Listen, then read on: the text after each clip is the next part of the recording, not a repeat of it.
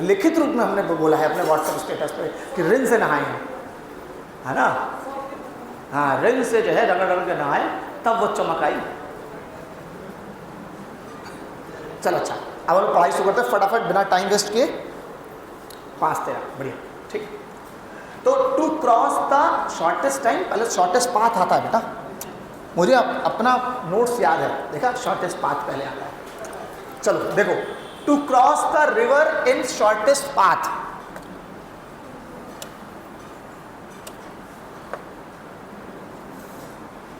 सीखो बच्चा। River man problem, नदी और आदमी की परेशानी। To cross in shortest path, shortest path में क्रॉस करने के लिए पहली बात समझो होता क्या है बेटा, ये है रिवर, बढ़िया। रिवर की मोटाई है d, मतलब चौड़ाई, विड्थ। रिवर की चौड़ाई है d और ये इसका इनिशियल पॉइंट है, ये इसका फाइनल पॉइंट है, ये वेलोसिटी ऑफ रिवर है। कौन है ये? वेलोसिटी ऑफ रिवर, बढ़िया। ये velocity of river, velocity of river यहां बनाओ, चाहे वेलोसिटी ऑफ रिवर ये शो करो, चाहे इधर वेलोसिटी ऑफ रिवर शो करो, ये सब बेटा कौन है? वेलोसिटी ऑफ रिवर है, बढ़िया। और ये रिवर की चौड़ाई है। अब आपको क्रॉस करना है इन शॉर्टेस्ट पाथ। शॉर्टेस्ट पाथ का मतलब बेटा आप P से चलना शुरू करोगे और Q पर पहुंचना चाहते हो। P से चलना शुरू करोगे और Q पे पहुंचना चाहते हो। अब तुम जैसे ही सीधा चलते हो तो पानी तुम्हें धक्का मार के यहां पहुंचा देता है। तुम सीधे कह रहे हो वहां जाना है, एकदम एंगल मिलाते हो और ऐसे ऐसे करना है तो पानी धक्का मार के वहां पहुंचा देता है। तो यही आपको समझना है क्या, to cross the river in shortest path. तो ये देखो डायलॉग याद करो, शॉर्टेस्ट पाथ पर चलने के लिए मैन तिरछा चलना शुरू करेगा। बस ये बात याद कर लो। क्वेश्चन की लैंग्वेज में तुम्हें जैसे ही शॉर्टेस्ट पाथ दिखाई दे, क्वेश्चन की लैंग्वेज में शॉर्टेस्ट पाथ दिखाई दे, मन में मेरी ये बात याद आए क्या, शॉर्टेस्ट पाथ पर चलने के लिए मैन तिरछा चलना शुरू करेगा। बोलेगा शॉर्टेस्ट पाथ और मन में सुनाई दे आपको शॉर्टेस्ट पाथ पे चलने के लिए मैन तिरछा चलना शुरू करेगा। तो अब बेटा मैन को बस आपको तिरछा बनाना है। न्यूमेरिकल जैसे आए तो यहां क्या बना दो, वीएम। ये कौन हो जाएगा, वीआर। तो आपको ये, तो पहला क्वेश्चन बोलता है कितने एंगल पे चलना शुरू करें, रिवर के फ्लो से, रिवर के फ्लो से। ये रिवर का फ्लो है और ये मतलब जब भी आपसे शॉर्टेस्ट पाथ पूछेगा, जब भी आपसे शॉर्टेस्ट पाथ पूछेगा तो मैन को आपको तिरछा ड्रॉ करना है। वेलोसिटी ऑफ मैन ऐसे बनानी है, ये वेलोसिटी ऑफ रिवर होगा। पूछेगा कितने एंगल पे चलना शुरू करें, तो साइन थीटा निकाल सकते हो क्योंकि आपके पास परपेंडिकुलर है और आपके पास हाइपोटेनस है। तो V are by we M से तुम पहले थीटा निकाल सकते हो। क्या निकाल सकते हो, थीटा। अब रिवर के फ्लो के साथ एंगल नापना है तो direction with flow of river, तो साइन थीटा हो गया बेटा v are by we m. अब direction of man with flow of river कितना हो जाएगा, 90 plus theta. Direction with flow of river हो जाएगा 90 प्लस थीटा। क्या ये बात समझ पाए? अब बात आती है कितने टाइम में ये क्रॉस करेगा, कितने टाइम में क्रॉस करेगा। तो मैंने कल ही आपको पढ़ाया था, जो वाली डिस्टेंस वो वाली वेलोसिटी, जो वाली डिस्टेंस वो वाली वेलोसिटी। मतलब बेटा यदि तुम्हें ये वाली डिस्टेंस पता हो, टाइम निकालने के लिए डिस्टेंस अपॉन वेलोसिटी होता है, लेकिन सपोज करो तुम्हें ये वाली डिस्टेंस पता हो तो ये वाली वेलोसिटी रखो vm, तुम्हें ये वाली डिस्टेंस पता हो तो ये वाली वेलोसिटी रखो vr। लेकिन तुम्हें तो पता है नदी की चौड़ाई, क्या पता है, नदी की चौड़ाई। तो तुम्हें यदि ये वाली डिस्टेंस पता है तो वेलोसिटी भी ये वाली ही लेनी पड़ेगी। क्या ये बात समझ पा रहे हो? तो यहां से टाइम बराबर हो जाएगा डिस्टेंस अपॉन अंडर रूट। अब भैया पाइथागोरस लगा दो, ये कौन है, हाइपोटेनस, ये कौन है, परपेंडिकुलर। तो बेस निकाल सकते हो, under root vm square minus vr square. यदि ये ना पसंद आए तो एक और तरीका लगा सकते हो, d अपॉन, ये vm है, vm का कंपोनेंट इधर की ओर बनाओ तो क्या बनेगा, vm cos थीटा। तो ये हो जाएगा vm cos थीटा। तो आपसे तीन चीजें पूछ सकता है, दो चीजें, एक तो पूछ सकता है कितने एंगल पे चलना शुरू करे विथ फ्लो ऑफ रिवर, तो पहले साइन थीटा निकालो VR बाई VN से, फिर जब थीटा निकल आएगा तो 90 प्लस थीटा करके direction with flow of river निकाल लोगे। और दूसरा कितना टाइम लगेगा, तो टाइम बराबर क्या होगा d upon under root VM square minus VR square, मतलब जो वाली डिस्टेंस वो वाली वेलोसिटी। क्या ये बात समझ पाए? बढ़िया। चलो अभी दोनों शुरू में एक सवाल दे देंगे कि तो बात वहीं क्लियर हो जाएगी। नहीं, अब इसमें देखो, इन शॉर्टेस्ट टाइम, शॉर्टेस्ट पाथ हो गया, शॉर्टेस्ट पाथ याद कर लिया आप लोगों ने। शॉर्टेस्ट पाथ का कोड वर्ड क्या है बताओ? मैन तिरछा चलेगा। ठीक, बात खत्म। शॉर्टेस्ट पाथ जब भी क्वेश्चन में लिखेगा तो तुरंत उसका डायग्राम कैसे बना दो? तिरछा। और जैसे तिरछा बनाओगे तो तुम्हें अपने आप बात समझ में आ जाएगी, ये VM है, ये VR है, तो साइन थीटा निकालने के लिए VR बाई VM कर सकते हैं, फिर थीटा निकल आएगा तो 90 प्लस थीटा से डायरेक्शन बता सकते हैं, और under root VM square minus VR square करके हम ये वाली वेलोसिटी भी पता कर सकते हैं जो D के अलॉन्ग है। जो किसके अलॉन्ग है? D के अलॉन्ग। फिर टाइम निकालेंगे डिस्टेंस अपॉन वेलोसिटी। हो पाएगा? बढ़िया। तो जब शॉर्टेस्ट पाथ में चलना है तो मैन तिरछा चलना शुरू करेगा। ठीक, अब आगे समझते हैं। शॉर्टेस्ट टाइम, क्या बोला? Shortest time. तो शॉर्टेस्ट टाइम के लिए मैन सीधा चलता है, एक याद रहेगा तो दूसरा भी याद रहेगा। शॉर्टेस्ट टाइम में मैन सीधा चलेगा। कैसे सर, ये आपको कैसे पता लगा? आपको कहां से सपना आ गया? देखो बेटा, हमने ये फॉर्मूला पढ़ा, टाइम का फॉर्मूला क्या है? D upon V cos theta पढ़ा। बताओ टाइम मिनिमम कब हो सकता है? जब कॉस की वैल्यू मैक्सिमम हो। और कॉस की मैक्सिमम वैल्यू कितनी होती है? 1 कब होगा? 0 डिग्री पर। तो 0 डिग्री मतलब क्या था? अरे ये वर्टिकल के साथ वाले एंगल को थीटा बोला गया है ना, तो 0 डिग्री बनेगा तो कैसे जाएगा? सीधा। तो शॉर्टेस्ट टाइम में तो डायरेक्शन की चिंता ही नहीं करनी है। क्या बोला? शॉर्टेस्ट टाइम में मैन कैसा चलेगा? सीधा। देखो मैंने ये वेलोसिटी ऑफ मैन बना रखा है, ये वेलोसिटी ऑफ मैन बनाया है। तो और ये कौन होगा? Velocity of river. ये हो जाएगा वेलोसिटी ऑफ रिवर, ये हो जाएगा वेलोसिटी ऑफ मैन। अब मैन ऐसे जाना चाहता है, रिवर ऐसे जाना चाहता है, रिजल्टेंट वेलोसिटी इधर हो जाएगी। तो बच्चा ये यहां से यहां पहुंचने के बजाय यहां पहुंच जाएगा। क्या ये बात समझ पाए? इसको पहुंचना था यहां, पहुंच जाएगा वहां। क्या ये बात समझ पाए? बढ़िया बढ़िया बढ़िया। तो अब इसमें पहला सवाल बनेगा डायरेक्शन का, किस डायरेक्शन में चलना चाहिए? तो रिवर के फ्लो से कितने एंगल पर बेटा? 90 डिग्री।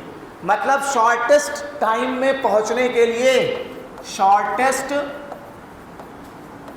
शॉर्टेस्ट टाइम के लिए डायरेक्शन की चिंता ही नहीं करनी। वो एंगल कितना होगा? 90 degree with flow of river. 90 degree with किसके साथ? Flow of river. बढ़िया। दूसरी बात, कितना टाइम लगेगा?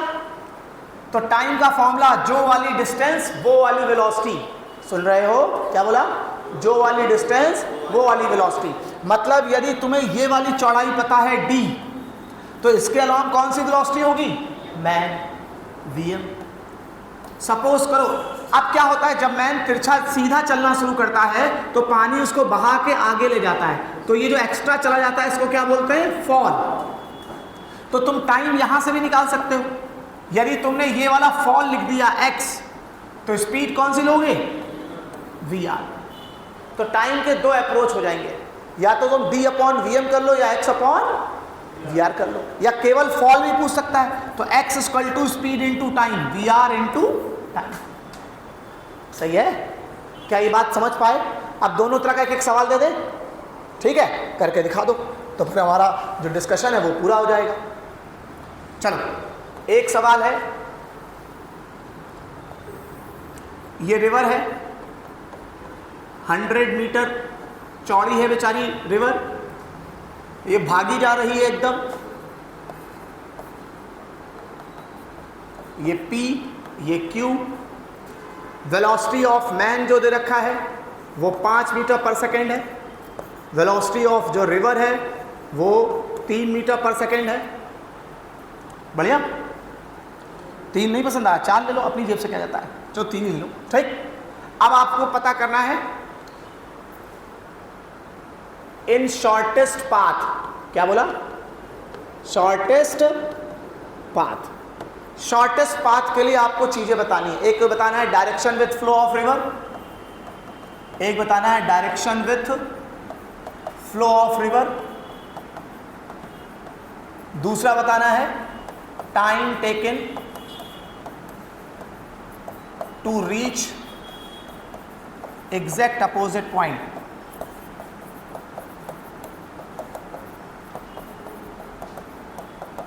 बढ़िया, करो। आओ बेटा, एंगल कितना आएगा, है आंसर बताओ। Direction with flow of river 127 degree. देख लो, किसी का आंसर भरोसा मत करो, अपना गलत आंसर खुद निकालो। कुछ लोग दूसरों को गलत कराने के लिए कुछ भी बोल देते हैं। 25 सेकेंड।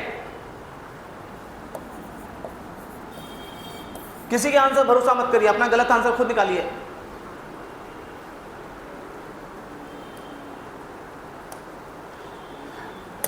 देखो बेटा, शॉर्टेस्ट पाथ में चलने के लिए वेलोसिटी ऑफ मैन हमेशा कैसे बनाओगे, तिरछा। क्या ये बात समझ पाए? शॉर्टेस्ट पाथ में चलने के लिए मैन हमेशा कैसे चलेगा, तिरछा। तो ये वेलोसिटी ऑफ मैन हो गया कितना, 5। ये वेलोसिटी ऑफ रिवर हो गया कितना, 3। ये एंगल कितना हो गया, थीटा। ये एंगल कितना हो गया, 90। सबसे पहले हम क्या निकालेंगे, साइन थीटा। साइन थीटा क्या होगा, परपेंडिकुलर अपॉन हाइपोटेनस, 3/5। 3, 4, 5 वाला ट्राइंगल याद करो, 3, 4, 5 वाला। यदि परपेंडिकुलर 3 हो तो ये एंगल छोटा वाला होगा 37।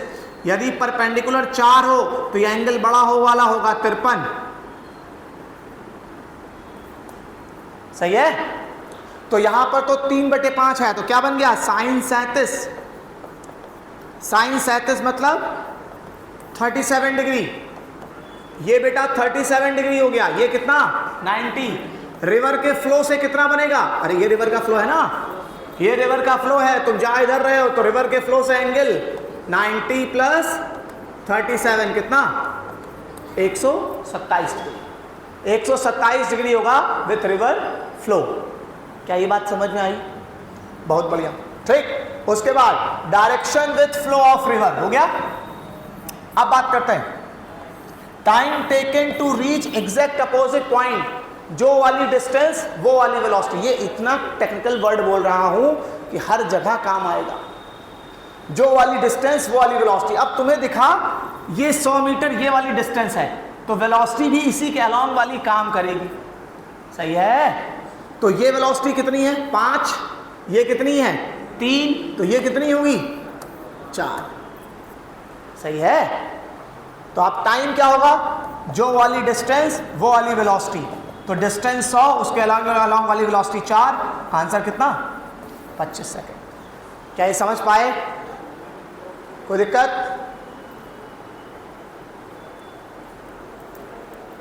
सही। चलो इसी सवाल को चेंज कर लें। तो शॉर्टेस्ट पाथ में जाने के लिए मैन को 127 डिग्री एंगल पे चलना पड़ेगा विथ फ्लो ऑफ रिवर, और time taken to cross in opposite exact opposite point जो होगा वो 25 सेकेंड होगा। क्या ये सबको समझ में आ गया? फास्ट तो नहीं हो गया? बहुत बढ़िया।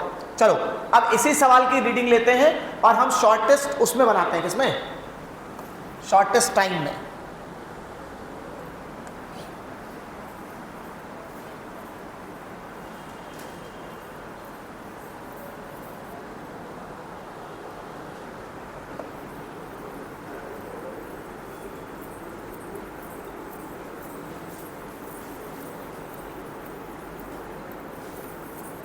ठीक है ना, हो जाएगा।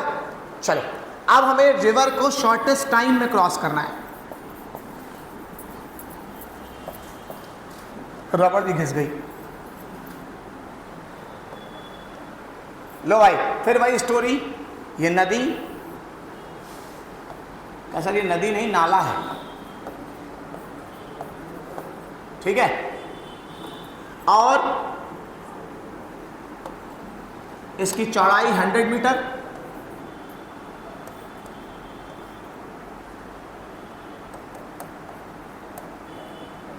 और वेलोसिटी ऑफ मैन जो तुमको पसंद है 5 metre per second, velocity of river 3 metre per second.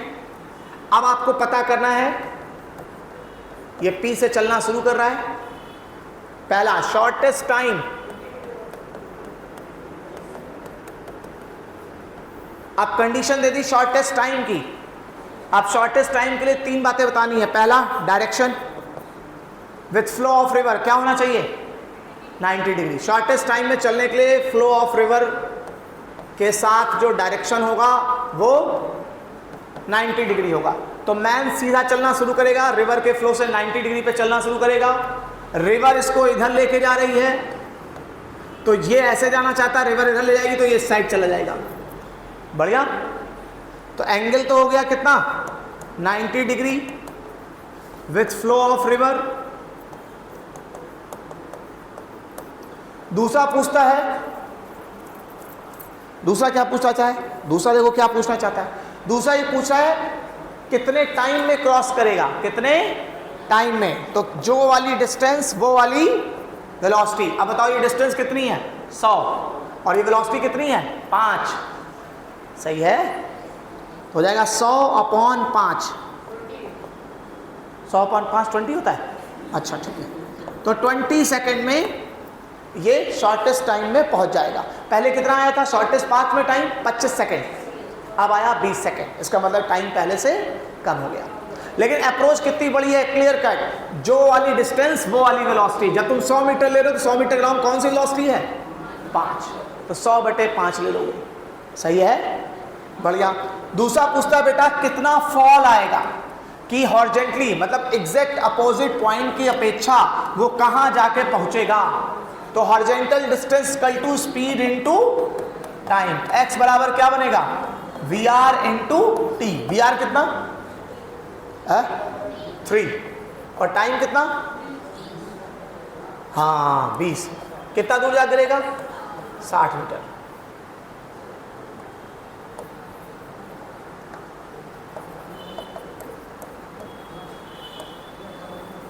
ठीक, x बराबर 60 मीटर हो पाएगा।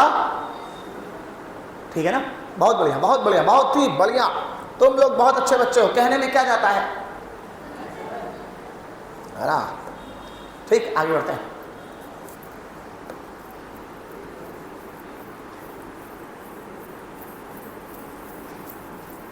चलो, हाँ मिटाने को दिक्कत नहीं, सुननी है कहानी तुम लोगों को। लिखा लिखा है तो तुम्हारे पास सही है। अब एक बार जितना अभी तक कराया इसका पन्ना पलट लिया करो, एक बार स्क्रॉल कर लिया करो पीडीएफ फाइल। केवल मतलब तुम समझो जब ये पीडीएफ फाइल पूरी डिस्कस हो जाएगी तो तुम्हें लास्ट के 4-5 दिन में केवल इसको स्क्रॉल करना है। तुम्हारा सुना और समझे डिस्कस किया हुआ होगा। फिर जब स्क्रॉल करोगे तो मेरी ये जो डायलॉग है, ये वर्ड तुम्हें वापस अपने आप कान में गूंजने लगेंगे। हाँ सर इस पर ऐसा बोले थे कि शॉर्टेस्ट पाथ में चलना है तो तिरछा चलना है, शॉर्टेस्ट टाइम में चलना है तो 90 डिग्री चलना है। जो वाली डिस्टेंस वो वाली वेलोसिटी। तुम्हें तिरछी वाली डिस्टेंस पता है तो तिरछी वाली वेलोसिटी लगो, जो वाली वेलोसिटी डिस्टेंस लेनी है वही वाली वेलोसिटी लेनी है। सही। चलो अब देखो रेन मैन प्रॉब्लम। अब है बारिश और आदमी की परेशानी। रेन मैन प्रॉब्लम, बारिश और आदमी की परेशानी। अच्छा, इसमें क्या होता है, मैन को हमेशा relative velocity of rain with respect to man की डायरेक्शन में वर्टिकल के साथ छाता होल्ड करना होगा। अब होता है कि भाई छाता किस डायरेक्शन में होल्ड करेगा, तो उसका कोड वर्ड लिख दिया, मैन को हमेशा किधर, relative velocity of rain with respect to man. मतलब वेलोसिटी ऑफ रेन की डायरेक्शन में नहीं, वेलोसिटी ऑफ मैन की डायरेक्शन में नहीं, आपको velocity of rain with respect to man की डायरेक्शन में छाता होल्ड करना है। छाता होल्ड करना है। बहुत पूछता है ना एग्जाम में, छाता किस तरफ होल्ड करें, तो ना वेलोसिटी ऑफ रेन की तरफ, बोलेगा बारिश वर्टिकली नीचे गिर रही है, वो कौन हो गया, वेलोसिटी ऑफ रेन। आदमी 10 मीटर पर सेकेंड से हॉरिजॉन्टल आगे भागा जा रहा है, वो हो गया वेलोसिटी ऑफ मैन।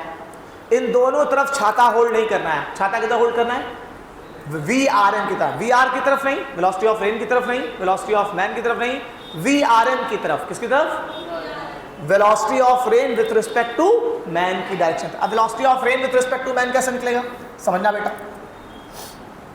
देखो मान लो ये आदमी आगे जा रहा है, ये है वेलोसिटी ऑफ मैन, ये कौन है, वेलोसिटी ऑफ मैन। और बारिश नीचे हो रही है, ये कौन है, वेलोसिटी ऑफ रेन। अब तुम्हें निकालना है velocity of rain with respect to man, तो इसका मतलब निकालना है VR माइनस VM। इसको क्या हम ऐसे लिख सकते हैं, VR प्लस माइनस VM लिख सकते हैं।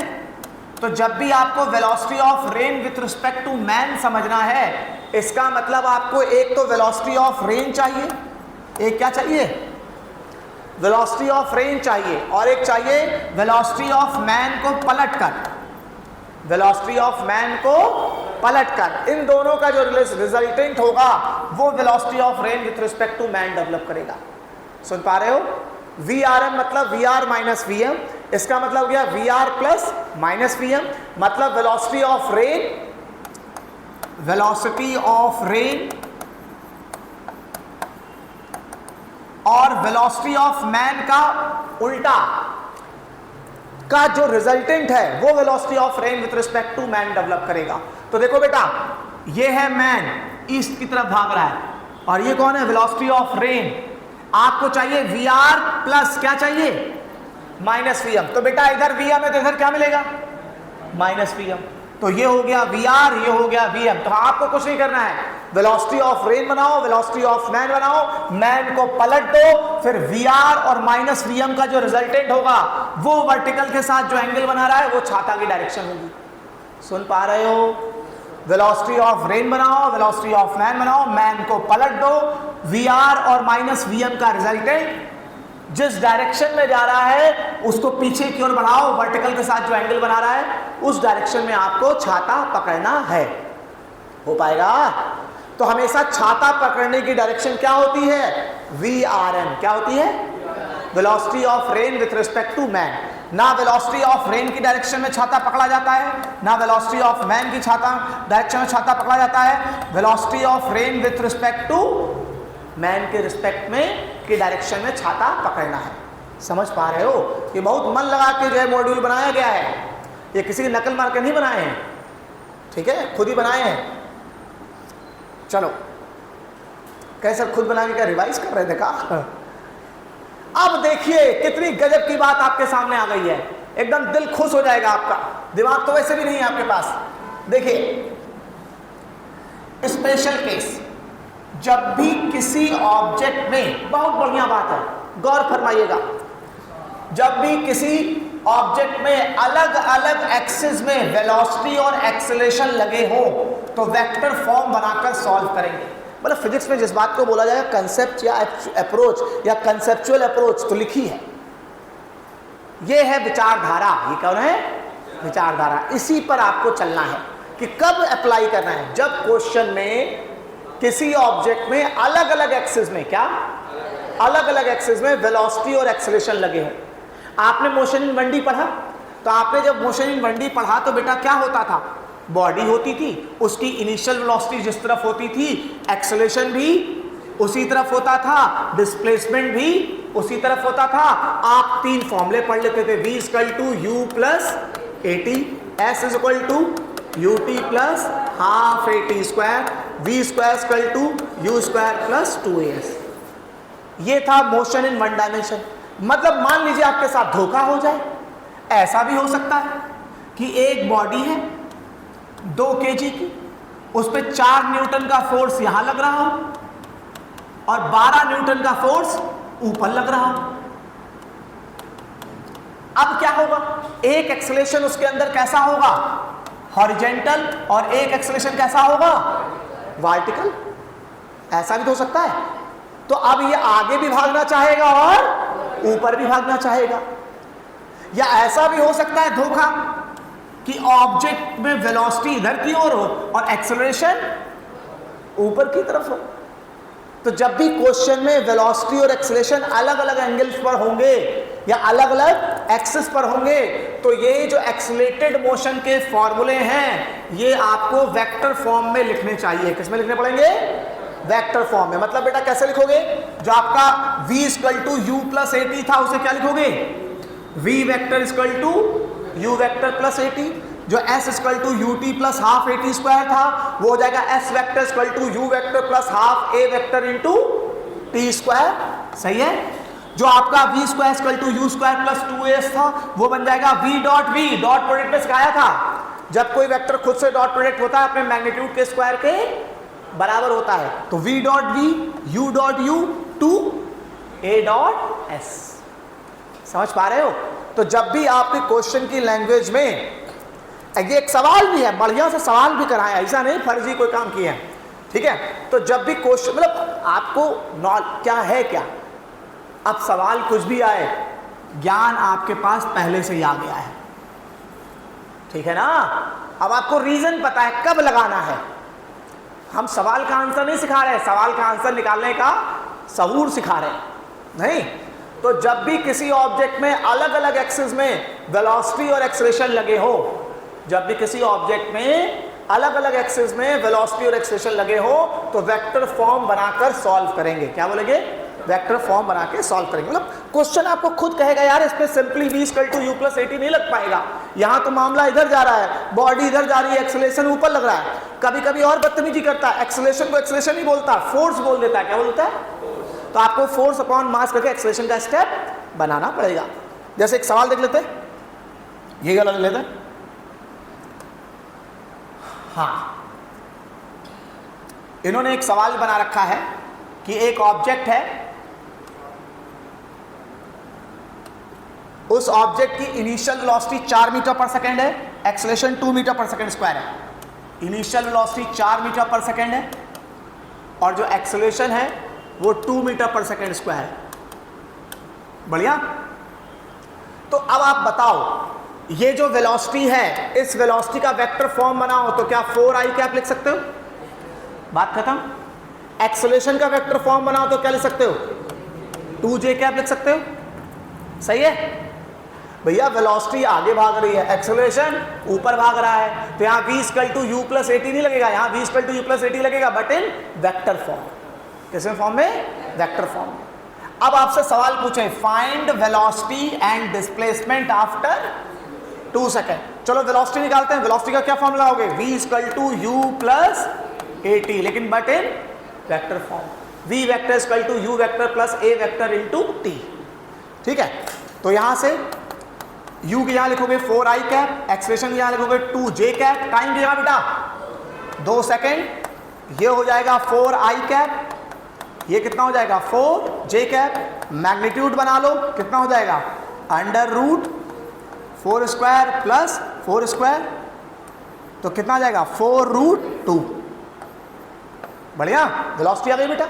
सही है, मैग्नीट्यूड बता दिया आपने।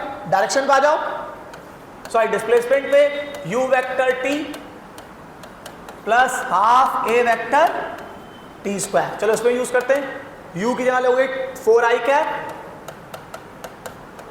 2 सेकेंड, हाफ, बार बार इसकी इनकी खत्म हो जा रही है ना। एक्सेलरेशन कितना होगा 2j कैप, टाइम t का स्क्वायर 4, 2 से 2 कैंसिल, ये हो जाएगा 8i cap plus 4j cap. ठीक है, इसका मैग्नीट्यूड ले लोगे, डिस्प्लेसमेंट निकल आएगा। क्या ये समझ पाए? अरे हाँ है ना, बताओ। क्या सर एक सवाल हमको दे देते तो अच्छा लगता है? चलो करोगे? चलो, लॉज ऑफ मोशन पे पहुंच गए हम भाई। चलिए देखिए, ये 2 kg की बॉडी है। कितने kg की? 2 kg की बॉडी है और t इक्वल टू 0 पर इनिशियल वेलोसिटी 0 है। t इक्वल टू 0 पे इनिशियल वेलोसिटी 0 है।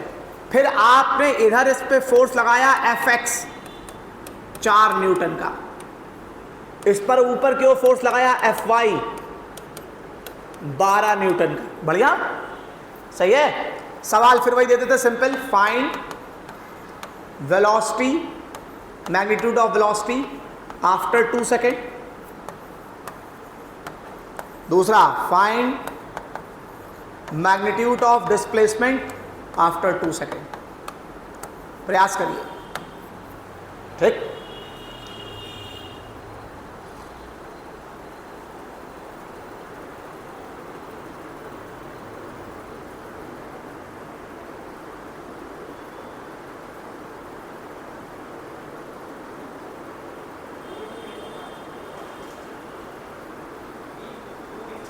शाबाश, तुम तो आज तक से भी तेज निकले। हाँ बताओ बेटा, कितना? रूट 160। देख लो, ये तुमको जो है डिमोरलाइज करना चाहते, तुम अपने गलत आंसर पूरा भरोसा रखो, ऐसी बात नहीं है। रूट 12 है, देख लो, मिला लो सब अपना, ऐसी बात नहीं है। v equal to simple 13, simple 13, ठीक है। v जो है सिंपल 13 है, ठीक है।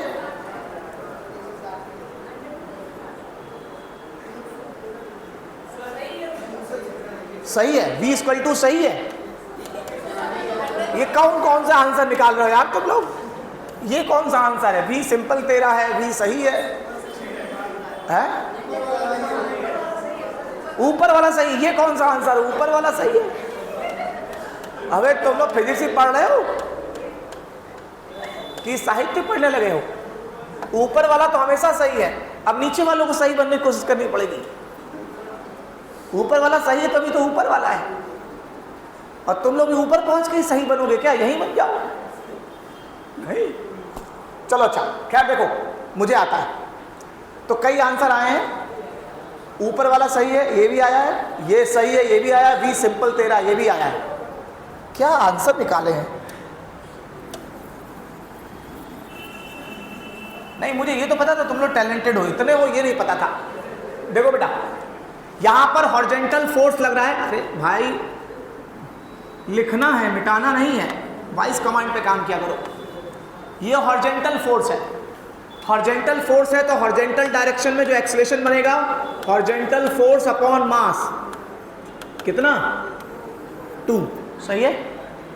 ये बेटा वर्टिकल फोर्स है तो वर्टिकल डायरेक्शन में जो एक्सेलरेशन बनेगा, वर्टिकल फोर्स अपॉन मास, कितना? 6, सही है।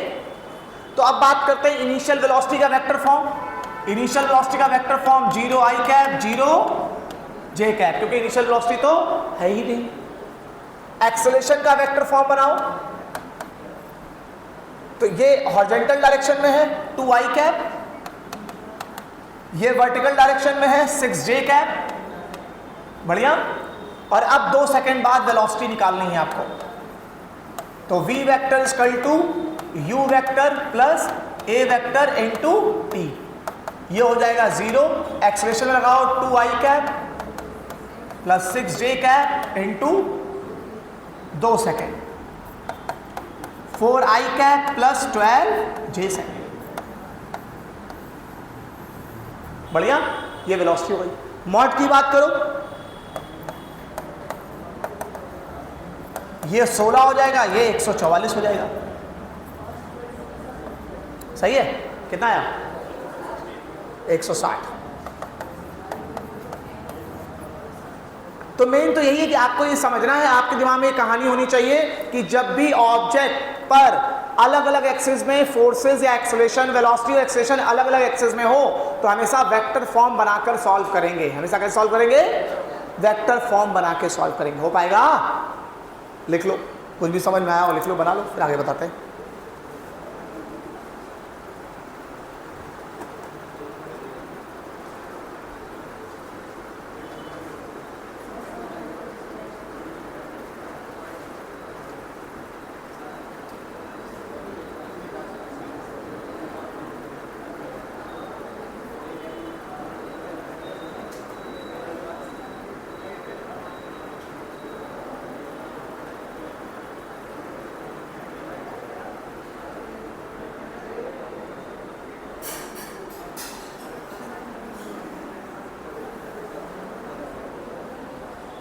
ठीक है, क्लियर हो गया बेटा?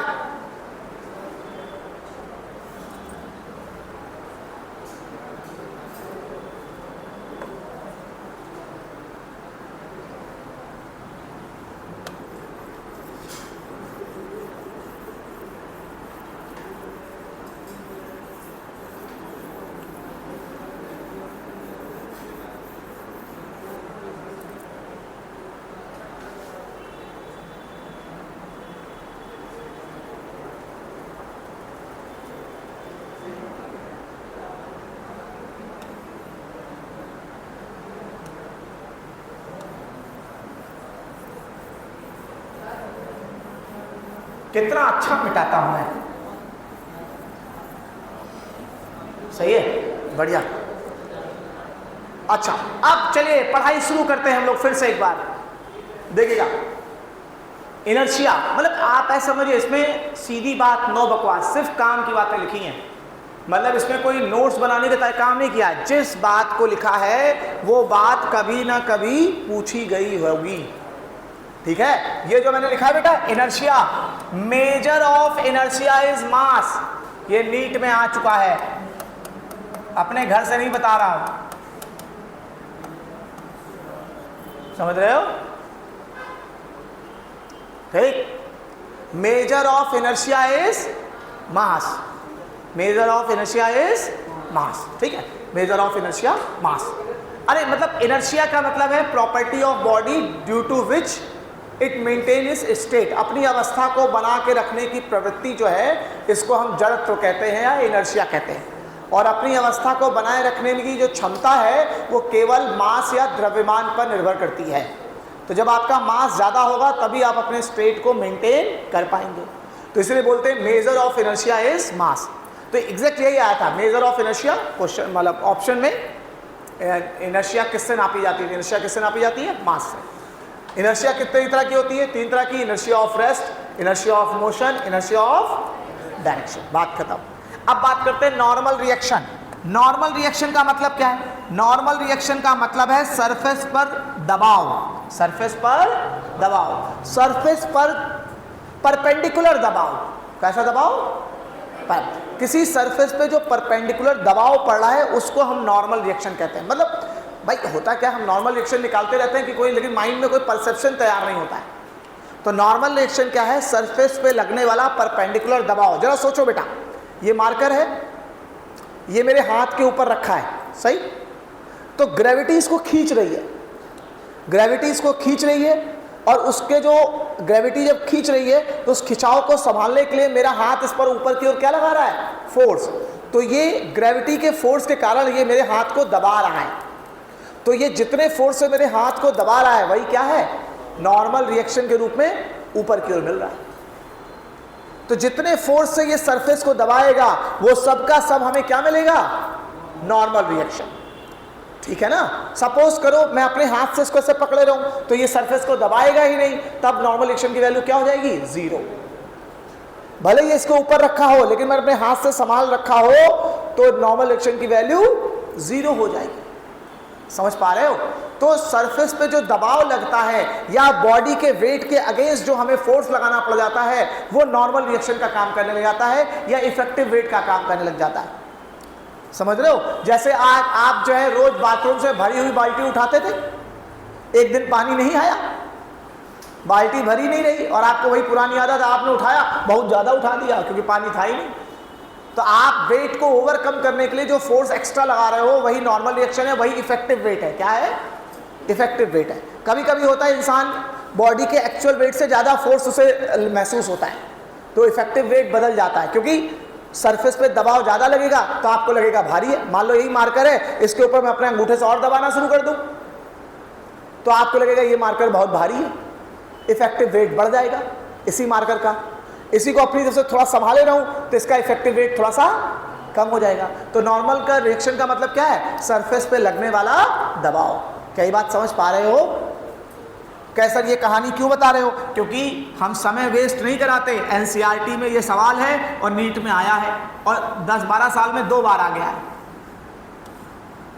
ये सवाल। देखो, यम यम यम और एम, ये 3 एम है और 1 यम है। नहीं, ये 3 यम है और ये एम है, ठीक है।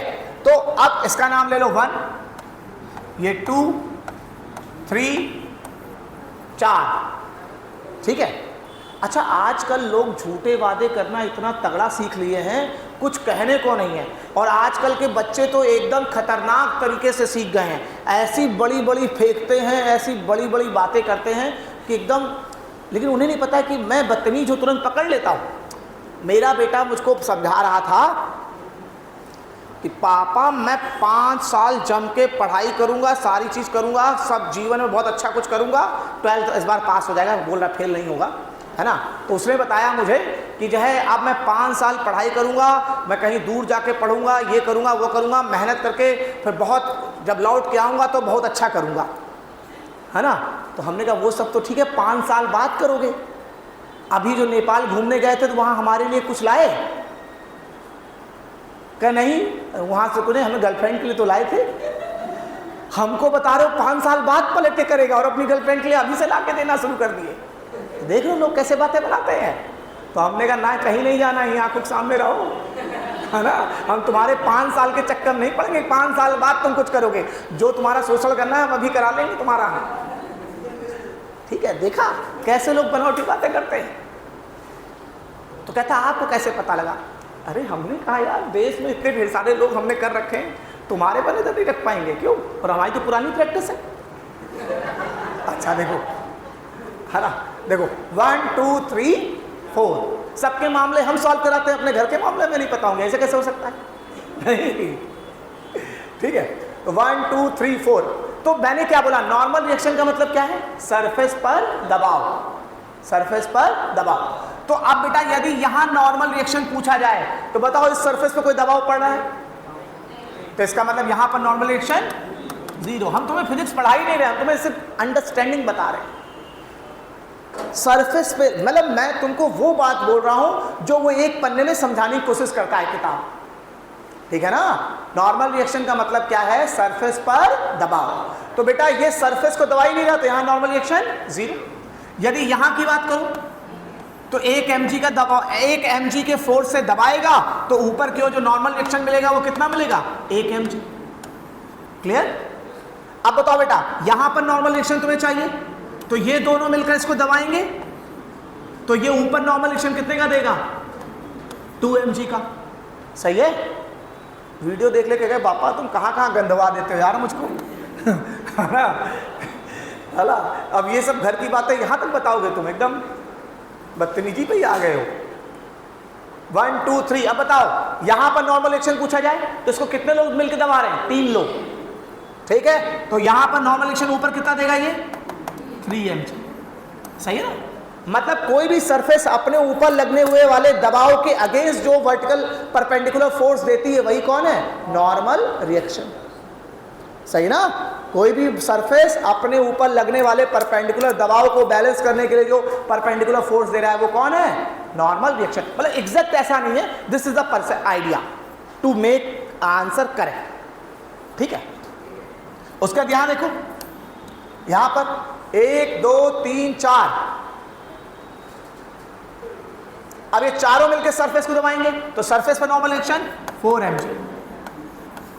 बढ़िया। तो बताओ, हमको बता रहा है कि 5 साल बाद जब कुछ करने लगे तब आपको कुछ पलट के देंगे, और उसको अभी तुरंत ही देना शुरू कर दिया। सोच रहे हो? ऐसा बेवकूफ बनाना चाहते हैं। अला मैं तो इसलिए कुछ किसी कुछ कहता ही नहीं, कभी बेइज्जत कर देता हूं, बात अलग है। अला ठीक है। अरे यही बताने की कोशिश किया क्या? कुल मिलाकर सरफेस के ऊपर रखा हुआ वेट ही नॉर्मल रिएक्शन देगा। ये वेट वर्ड थोड़ा सा गलत हो गया, कभी दबाव वर्ड सही है, क्योंकि वेट के ऊपर और दबाव डाल दोगे तो नॉर्मल रिएक्शन की वैल्यू और बढ़ जाएगी। तभी कहते हैं कि जो नॉर्मल रिएक्शन होता है वो सरफेस के ऊपर रखे वेट के बराबर भी हो सकता है, ज्यादा भी हो सकता है और कम भी हो सकता है। सारा खेल एक कॉमन वर्ड निकला, क्या? दबाव। सरफेस पे क्या दबाव पड़ रहा है, जितना दबाव पड़ रहा है उस दबाव को बैलेंस करने के लिए परपेंडिकुलर क्या मिलेगा? Normal reaction. सपोज करो बेटा ये दीवार है,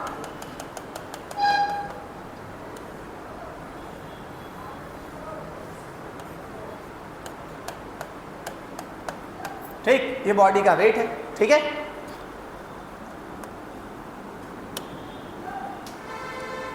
तो अब बताओ बॉडी का वेट क्या लगेगा? mg।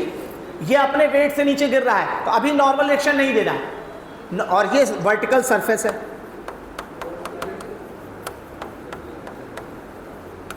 तो अब क्या किया आपने? हॉरिजॉन्टल फोर्स F लगा के इसको दबाया। कितना फोर्स लगाकर?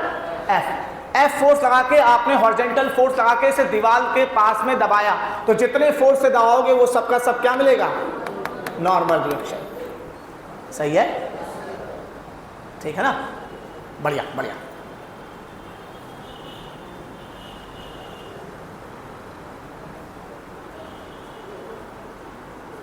ठीक, नॉर्मल रिएक्शन हो गया। यदि कोई स्फेरिकल सरफेस हो तो नॉर्मल रिएक्शन हमेशा सेंटर से होके जाएगा। इंक्लाइन सरफेस पे बॉडी रखो तो नॉर्मल रिएक्शन ऐसे तिरछा होगा।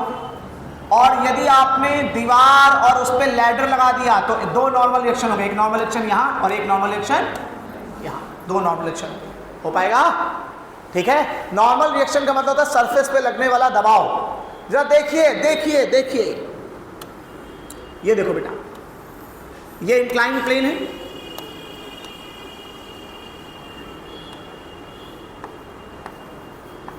ये mg,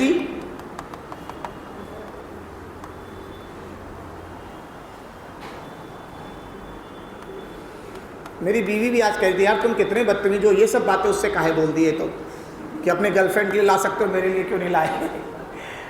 अरे हमने कहा हमें भी ड्रामा करना पसंद है, खाली तुम ही थोड़ी करोगे धरती पर। ठीक है, तो मान लो ये mg वेट है, ठीक है, तो मैंने कहा इतने साल तुम्हारे साथ रह यही तो सीखा कि ड्रामा कैसे करे तरह तरह के। अब तुम भूल गई मेरे साथ रह के, तुम्हारे साथ रह के मैं सीख गया, अब मैंने शुरू कर दिए। तो mg को जो है कंपोनेंट तोड़ो बेटा, क्या बनेगा mg cos थीटा, इधर क्या होगा mg sin। ये क्या है यार, mg sin थीटा। तो अब बताओ ये जो mg वेट है उसके दो कंपोनेंट हो गए, mg cos mg sin। अब ये mg खत्म हो गया। अब ध्यान से देखो, इस इंक्लाइंड सरफेस को दबा कौन रहा है, जो सरफेस को दबा रहा है वही किस में कंपनसेट करेगा, नॉर्मल रिएक्शन। बहुत ही बेसिक है, लेकिन कहता है ये छोटी छोटी बेसिक अंडरस्टैंडिंग ना बड़े बड़े सवालों के बीच की वर्किंग में काम आ जाती है। पता लगा टू ब्लॉक सिस्टम में फ्रिक्शन निकालना है, नॉर्मल रिएक्शन ही नहीं कैलकुलेट हो पा रही है। समझ पा रहे हो, टू ब्लॉक सिस्टम में दो तीन ब्लॉक लगा दिया, अब यहाँ फ्रिक्शन डिस्कस करना है, फ्रिक्शन में म्यू एन निकालना है। अब समझ नहीं पा रहे एन यहाँ वाला लेना है कि यहाँ वाला लेना है, कौन सा लेना है, कैसे कौन सा एन, नीचे के दोनों मास के कारण एन लेना है कि ऊपर के मास के कारण एन लेना है। तब आप समझ गए एन का मतलब सरफेस पे लगने वाला दबाव। यदि बेटा m1 m2 m3 लगे हुए हैं तो जब तुम्हें म्यू एन करना है तो एन में केवल m1g ही काम आएगा, नीचे के दोनों मास का फ्रिक्शन निकालने में काम नहीं है। समझ पा रहे हो, छोटी छोटी बातें कितनी काम की होती है। जितनी भी बातें मेरी साइज की हैं सब काम की हैं, समझ लो।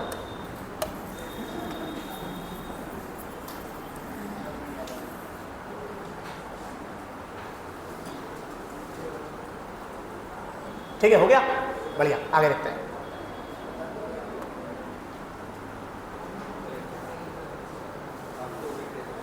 ठीक है, ये तो हम लोग जानते हैं, ए एक्सेलरेशन से ऊपर ले जाओ टेंशन बढ़ जाता है mg प्लस ए एक्सेलरेशन से नीचे ले जाओ।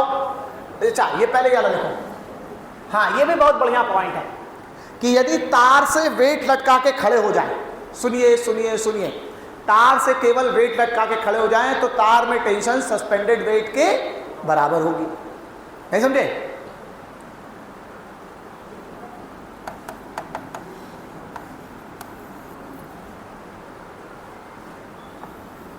ठीक है, तार से वेट लटका के खड़े हो जाए तो तार में टेंशन सस्पेंडेड वेट के बराबर होगी, T equal to mg।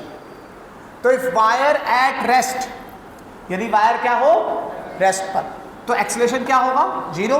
Net force T minus mg, net force mass into acceleration, acceleration यहाँ जीरो, कुल मिलाकर टेंशन mg के बराबर होगी। तो जब भी वायर रेस्ट पर होता है तो टेंशन सस्पेंडेड वेट के बराबर होती है। अरे भाई ये ज़्यादा होता तो नीचे चला जाता, ये ज़्यादा होगा तो वो ऊपर चला जाता, ये ज़्यादा हो ही नहीं पाएगा, ये तो रिएक्शन है।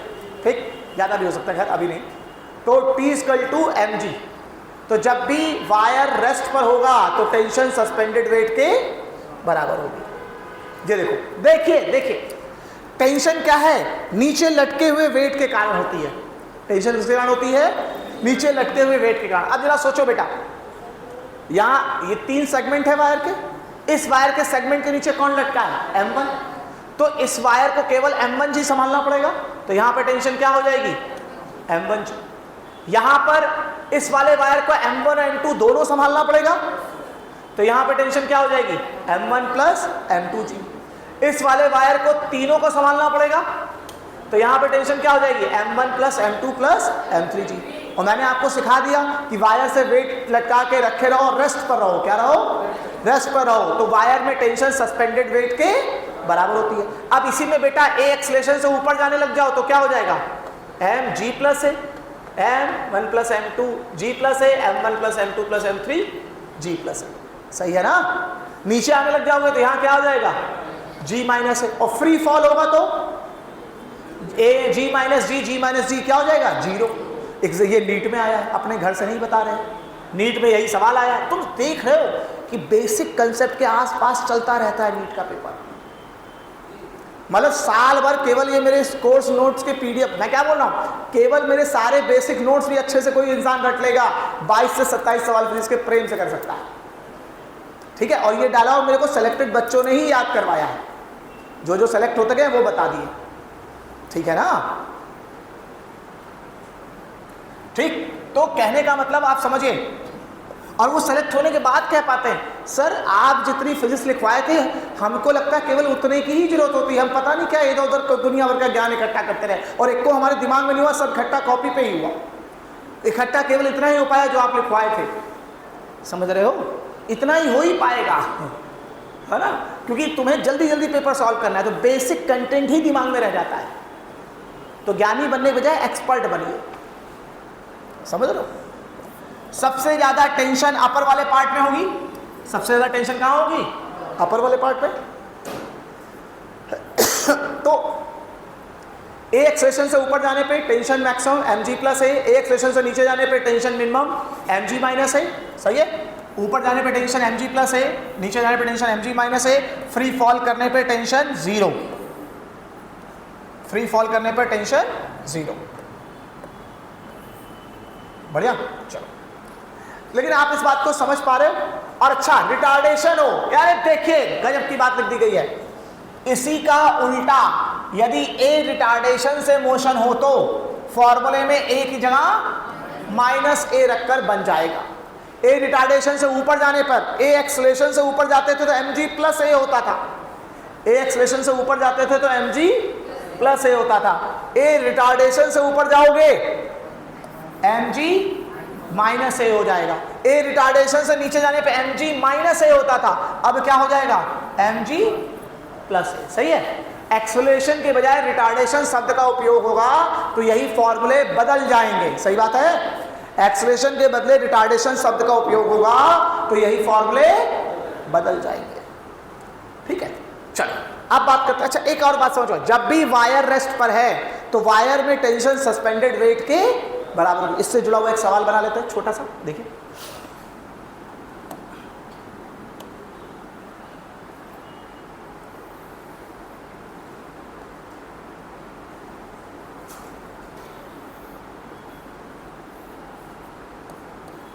Ten kg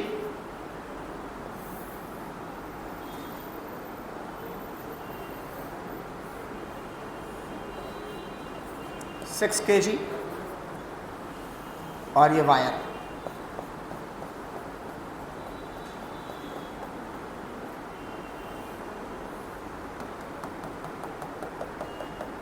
ten kg 6 kg और ये वायर। ठीक, अब आपको यहां पर जो वेट लगेगा वो क्या लगेगा? 10g।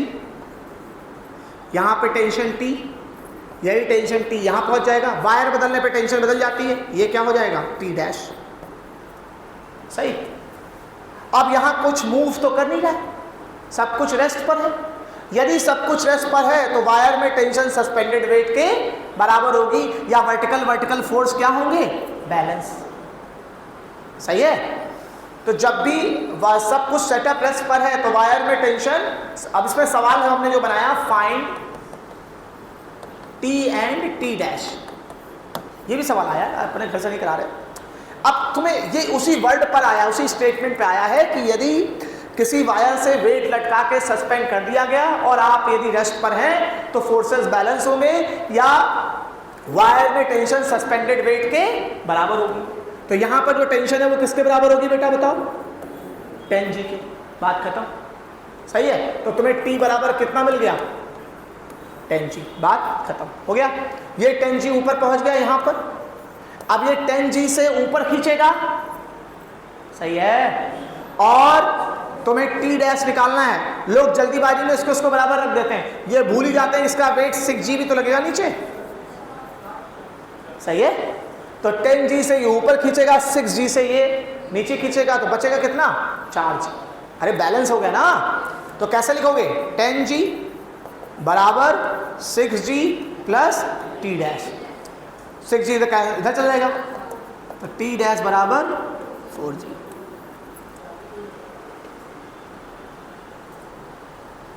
लेकिन इतनी मौज आई जब मैंने बताया, मैंने कहा उसको तो जाके दे दिए तो गिफ्ट। कहा यार तुमको कैसे पता लगा, यार आपको कैसे पता लगा? तो इतनी अंदर से कलेजे में ठंडक आई कि क्या क्या पता कर लेते हो। तो हमने कहा जब तुम्हारे जब मैटर होते हैं, जब उसको सॉल्व कराते हैं, तो ये भी नहीं पता करेंगे जिसके कारण होते हैं? नहीं हो गया, सही है, ये बात समझ में आई?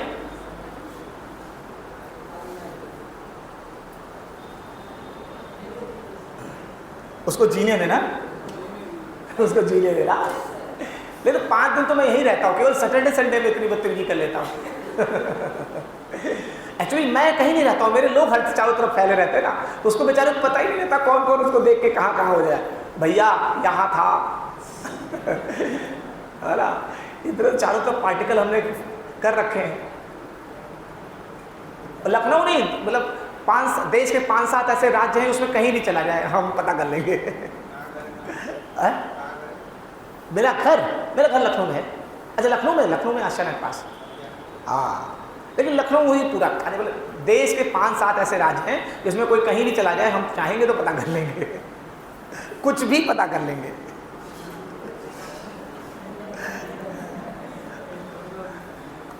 साहिल सर तो कहते ही हैं कि सर जब आप इतने समय इतना सा लोगों को परेशान कर सकते हैं, यदि थोड़ा ठीक ठाक होते तो पढ़ाते तो नहीं।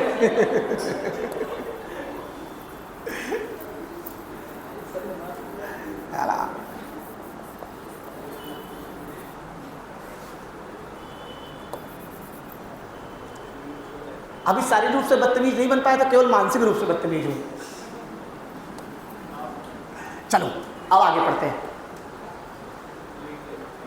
अब फिजिक्स इतना अच्छा सब्जेक्ट है ना कि एक बार आत्मा में बैठ जाए तो इसको रोज रोज पढ़ने की आवश्यकता नहीं है। ये एक बार सही से बैठ जाए, मन लगा के आपने एक बार सीख लिया तो फिर अप्रोच बदलती नहीं, समझ रहे?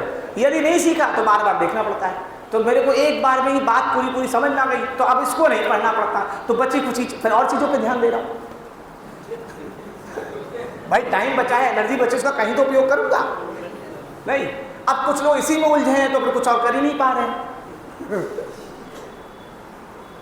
अच्छा, इंटरनल फोर्स जब तो, हाँ बहुत बढ़िया चीज़ है। इंटरनल फोर्स वाली बात कब आती है? मतलब आप समझिए ये जो बातें लिखी गई ना, ये वो बातें लिखी है कि इसी को विचारधारा बोला जाता है या कंसेप्ट बोला जाता है, कि ये बातें ही उस सारी चीज़ों को कन्फर्म कर देती है कि जब बोलेगा इंटरनल फोर्स तो आपके मन में ये बात आनी चाहिए। अब नॉर्मल रिएक्शन बोले तो आपके मन में आना चाहिए सरफेस पे लगने वाला दबाव। सरफेस पे जितना दबाव पड़ रहा है, सरफेस को संभालने के लिए जितना फोर्स वर्टिकली ऊपर की ओर दे रहा है, उसके परपेंडिकुलर अगेंस्ट में वही कौन है? नॉर्मल रिएक्शन, प्रतिक्रिया बल, लंबवत प्रतिक्रिया बल। अब बात करते हैं बेटा इंटरनल फोर्स। जब दो आपस में जुड़े ऑब्जेक्ट एक दूसरे पर फोर्स लगाते हैं, सही है, ये इंटरनल फोर्स हो जाता है। इसका नेट फोर्स 0 होता है, ठीक है। अब जैसे मैंने साफ साफ लिख दिया, ऐसा फिजिक्स की भाषा में बोला नहीं जाता, लेकिन समझाना यही चाहता है तो वही मैंने लिख दिया। जब दो आपस में जुड़े ऑब्जेक्ट एक दूसरे पर फोर्स लगाते हैं तो ये इंटरनल फोर्स हो जाता है। इसका नेट फोर्स क्या होता है? 0। जैसे समझाता हूं, आप कार के अंदर बैठे, कहां बैठे? तो आपने साफ साफ बोल दिया कार के अंदर बैठे हैं, तो आप और कार एक सिस्टम हो गए। और अब आप कार की आगे वाली सीट पे फोर्स लगाएंगे तो वो फोर्स कैसा होगा? इंटरनल। विद इन सिस्टम कोई फोर्स लगाया जाता है तो वो इंटरनल फोर्स बन जाता है। अब आप कार से बाहर निकल के आ गए, अब आपने पैर कहां पे रख दिया? जमीन पर। अब किसके सिस्टम का पार्ट हो गए? जमीन के सिस्टम का पार्ट हो गए। अब आप जब कार पे फोर्स लगाएंगे तो वो फोर्स क्या हो गया? एक्सटर्नल। समझ पा रहे हो? मैं इस स्टेज पे खड़ा होकर ऐसे जो है पैर से धक्का मारने की कोशिश करूं तो ये इंटरनल फोर्स है। दो लोग आपस में जुड़े हुए हैं, लेकिन अब मैं जमीन पे आ जाओ, वैसे तब भी कोई फर्क नहीं पड़ेगा, लेकिन अब जमीन में इस पे आ गया, अब मैं स्टेज पर फोर्स लगाने की कोशिश करूं तो ये फोर्स कैसा होगा? एक्सटर्नल। समझ पा रहे हो ना, इंटरनल और एक्सटर्नल। तो ऐसे ही यहां पर ये दोनों ब्लॉक M1 और M2 और इंटरनल फोर्सेस की जो पेयर है उनकी नेट फोर्स की वैल्यू क्या होती है? 0। दो लोग अपने हाथ में एक दूसरे का हाथ पकड़ के से गोल गोल नाच रहे हैं, इंटरनल फोर्स लगा रहे हैं, ठीक है, समझ पा रहे हो? और इंटरनल फोर्स की दोनों के बीच नेट फोर्स की वैल्यू क्या होती है? 0। जैसे यहां पर ये दोनों मासेस हैं M1 और M2, स्प्रिंग से जुड़े थे, आपने दबा के छोड़ दिया, एक इधर भाग रहा है और एक इधर भाग रहा है, तो इन दोनों पे जो फोर्स लग रहा है वो इंटरनल फोर्स लग रहा है। एक्सटर्नल फोर्स कब लगता? जब बाहर से आके कोई इसे धक्का मार देता। तो यदि इंटरनली ये दोनों आपस में जुड़े हो तब आपने स्प्रिंग को कंप्रेस करके छोड़ा है, तो ये बाहर की ओर भाग रहे हैं, उन पर इंटरनल फोर्स लग रहा है, इंटरनल फोर्स की नेट वैल्यू 0 है, रिलेशन होगा M1A1 = M2A2, माइनस ये बता रहा है अपोजिट डायरेक्शन। मैथमेटिकली आप M1A1 = M2A2 लिख सकते हैं और एक्सेलरेशन को dv/dt से इंटीग्रेट कर दो, M1v1 = M2v2, मतलब एक्सेलरेशन के टर्म में होगा तो M1A1 = M2A2, वेलोसिटी के टर्म में होगा तो M1v1 = M2v2, पोजीशन के टर्म में होगा तो M1x1 = M2x2। जब भी दो लोग आपस में इंटरनल फोर्स के कारण मोशन करते हैं तो उसमें ये रिलेशन आएगा। इंटरनल फोर्स के कारण कैसे? एक इलेक्ट्रॉन और प्रोटॉन ले लो, जैसे छोड़ोगे एक दूसरे की तरफ भागने लगेंगे, तो वो फोर्स उन दोनों के बीच का मामला है, बोलो भैया। तो उन दोनों के बीच जो भागे भागे आ रहे हैं, बोलेगा M1 मास के इलेक्ट्रॉन V1 स्पीड से आ रहा है, M2 मास का इलेक्ट्रॉन V2 स्पीड से एक दूसरे की तरफ आ रहा है, तो उसमें भी रिलेशन क्या लगाओगे? M1v1 = M2v2। जहां भी दो ऑब्जेक्ट आपस में जुड़े हैं या म्यूचुअल अट्रैक्शन के कारण पास पास आ रहे हैं या म्यूचुअल रिपल्सन के कारण दूर दूर जा रहे हैं, उनमें ये रिलेशन जरूर लग सकता है। क्या? M1A1 = M2A2 in terms of acceleration, M1v1 = M2v2, M1x1 = M2x2। समझ पा रहे हो? और अच्छा एग्जांपल समझाते हैं। जैसे आपने अपने हाथ में एक भारी बैग ले लिया, भारी बोझा, ठीक, और उस बोझे को आगे की ओर ऐसे फेंक दिया। अब बताओ, आप और बैग एक सिस्टम है, कॉमन सिस्टम है, तो आप और बैग के बीच इंटरनल सिस्टम आ गया, एक कॉमन हो गया। अब आपने जब इस पे फोर्स लगाया तो कौन सा फोर्स है? Internal force. अब यदि वो M1A1 से आगे जाएगा तो आपको M2A2 से पीछे जाना चाहिए। अब जा क्यों नहीं रहे? क्योंकि आपके पैर और सरफेस के बीच क्या है? फ्रिक्शन। वही बोलते हैं, यदि आप स्लिपरी सरफेस पे खड़े हो जाइए, किस पे खड़े हो जाइए?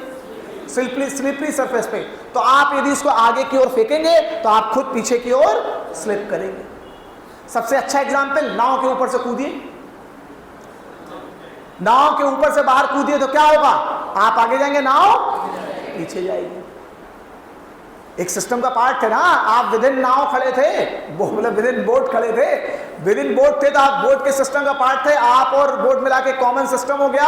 दोनों एक दूसरे पे इंटरनल फोर्स लगाएंगे, एक पर यदि आगे लगेगा तो दूसरे पर पीछे लगेगा। समझ पा रहे हो? तो यही तो हिंदी में लिखवाया है, जब दो आपस में जुड़े हुए ऑब्जेक्ट एक दूसरे पे फोर्स लगाते हैं, ये इंटरनल फोर्स हो जाता है, इसमें नेट फोर्स की वैल्यू 0 हो जाती है। सही है? और इसमें हम एक्सेलरेशन वाला रिलेशन लगा सकते हैं, M1A1 = M2A2, M1v1 = M2v2, M1x1 = M2x2। एक ऐसे सवाल आया था, ये भी समझाने की कोशिश किया, म्यूचुअल, यही बात जो कहानी बता रहे हैं वही लिखा है, म्यूचुअल अट्रैक्शन या रिपल्शन के कारण दूर या पास आने वाले ऑब्जेक्ट पर नेट फोर्स 0 हो जाता है। ये इलेक्ट्रोस्टैटिक के सवालों में भी आता है, इलेक्ट्रॉन और प्रोटॉन एक दूसरे की तरफ भागते हुए चले आ रहे हैं, तो उनकी वेलोसिटी से यदि दिया तो उनमें रिलेशन M1v1 = M2v2 लगाओगे। ठीक है? ठीक। अच्छा, इसके बेसिस में नीट पे 2 सवाल आए, दोनों करा देते हैं तो एकदम मामला एकदम पक्का हो जाएगा। क्या ख्याल है? देखिए देखिए देखिए, सीखो बेटा। यहां पर बोला कि 2 स्फीयर है, एक स्फीयर की रेडियस है r, दूसरा स्फीयर है बेटा, उसकी रेडियस है 2r, और इनके बीच का डिस्टेंस है 15r। कैसा लगा? ठीक है? इन दोनों के सेंटर्स के बीच का डिस्टेंस क्या है? 15r। अपने घर से नहीं करा रहा हूं, एग्जाम में आया हुआ है, समझे? और तुम देखो कि एक बार एग्जाम में इस तरह का सवाल आता है, फिर 2-3 साल बाद उसी पैटर्न का दूसरा सवाल आता है।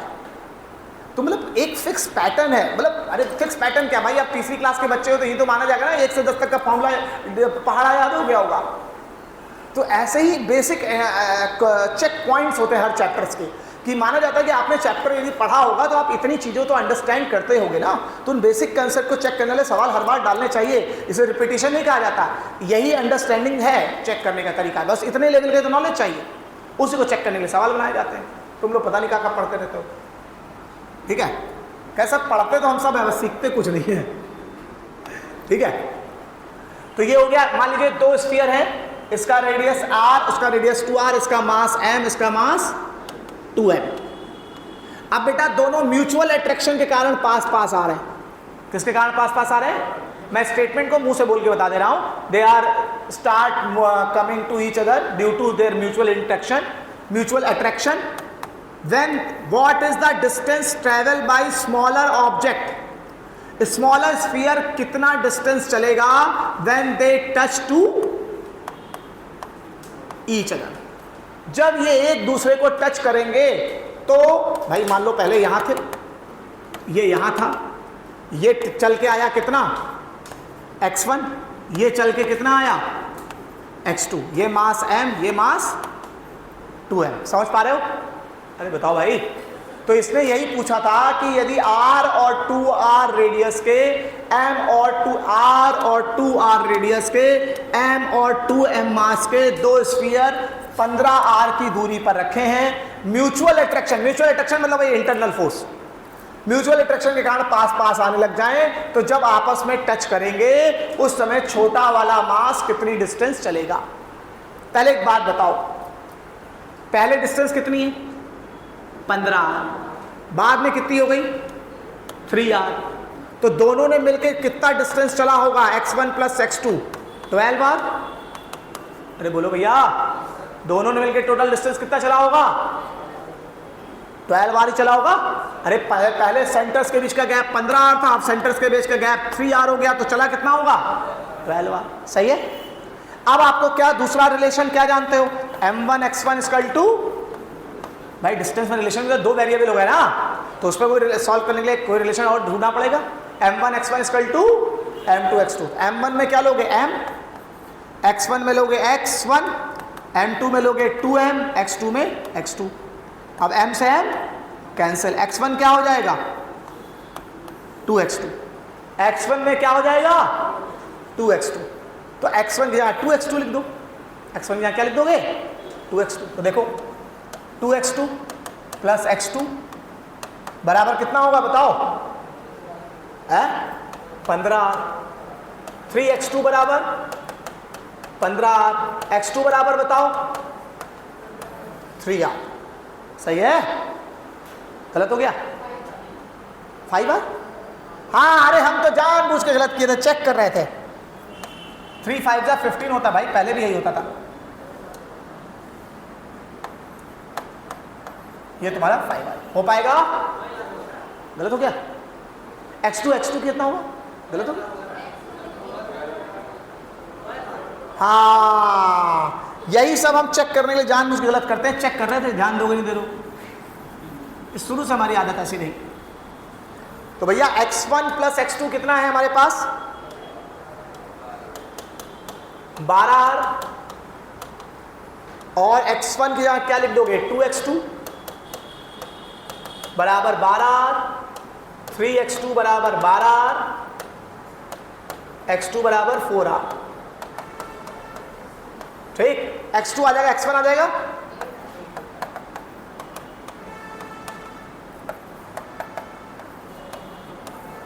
बढ़िया, हो पाएगा?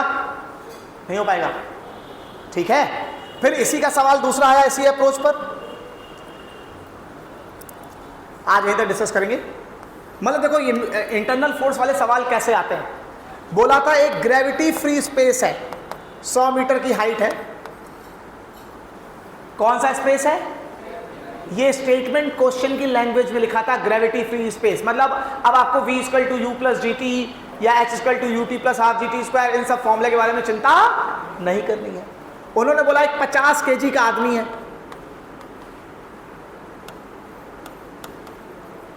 और वो 2 kg की बॉल को नीचे फेंकता है, 2 kg की बॉल को नीचे फेंकता है।